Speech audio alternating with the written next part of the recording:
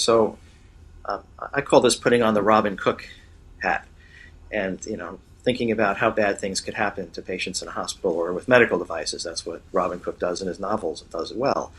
So we can think of, say, a blood glucose meter, a glucometer.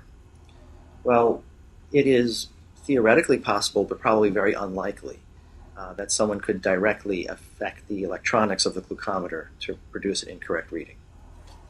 It may be possible to influence the way that let me back up. It is typically one has to enter data about the test strips that are used in a glucometer. There are different batches of test strips, and one has to enter that data into the glucometer in order to obtain an accurate reading. It might be possible for someone to modify the data on a test strip, and that would not necessarily be an electronic hack, but that would be a hack to the system, and now it would produce erroneous blood glucose values. Now, let's say that data is displayed on the device, and the patient reads it, or a family member reads it, or a nurse reads it, and makes a decision about how much insulin to give. That's one way the data might be used. But another way it might be used is it's sent into the electronic medical record, or maybe sent into another system.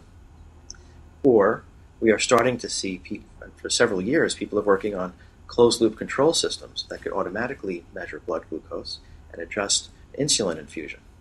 So the longer the data pathway from the point of measurement into other systems that perform decision support, and the more they become semi-autonomous or autonomous, one could foresee that there are more points of vulnerability to modify the data. So in theory, if someone could spoof the blood glucose value and let's say that it's much higher than it actually is, then potentially a person, a nurse or a family member, or an automated system,